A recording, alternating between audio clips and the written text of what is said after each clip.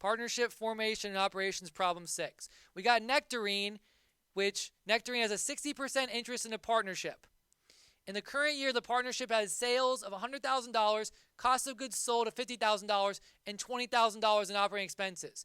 Nectarine withdrew $10,000 from the partnership during the year, but his other partners, that's what I should say, sorry. His other partners did not withdraw anything. So the other partners of the partnership did not take anything out.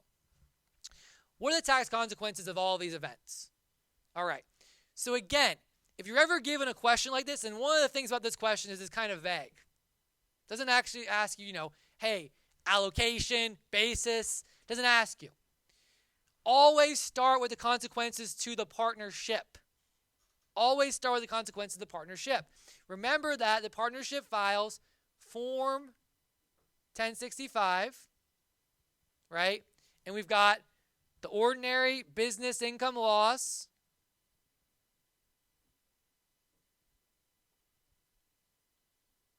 and we've got the Schedule K, breaking down the separately stated items.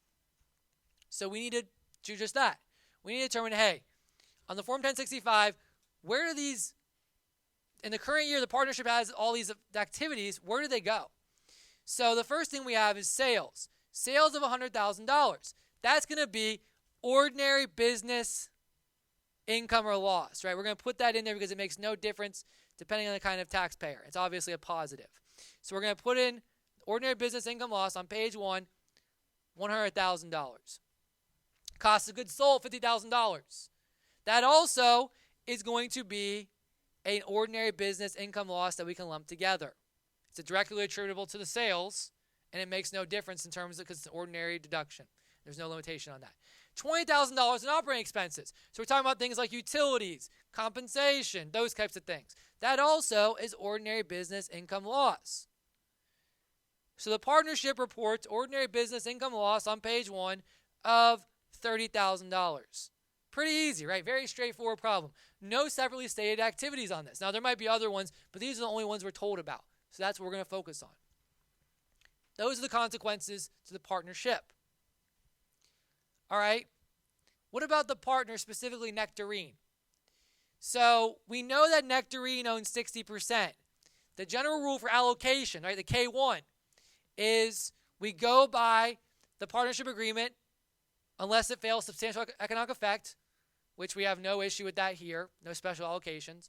So Nectarine's share is going to be 60% of $30,000, $18,000. So the $30,000, again, was the partnership level. This is now the partner level.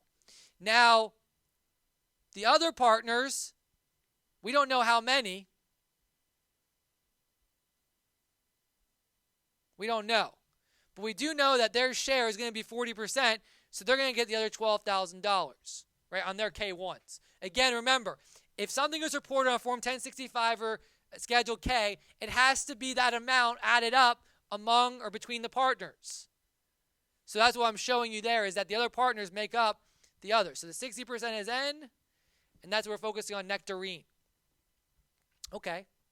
So we've got $18,000 allocated to N on N's K1. Now, we also have a $10,000 distribution.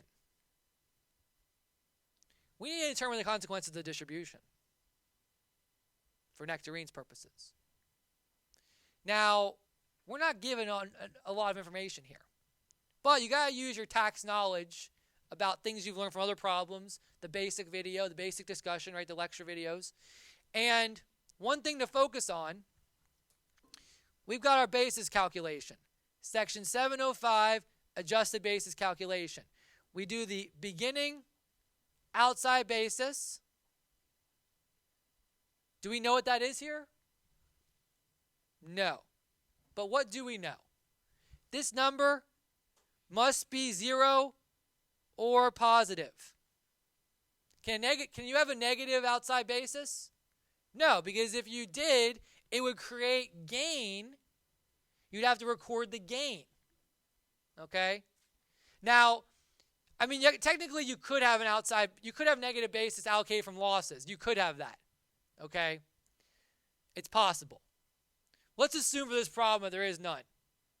Let's assume that in this problem, we start off zero problem. I'm just going to make that assumption. You could have a negative basis in your partnership interest from losses that happened in a previous year. I should make that carve out. But you can't have negative basis from distributions. That's what I meant. So let's say that in this problem, we start off with zero positive basis. Maybe this is the first year that Nectarine's in the business.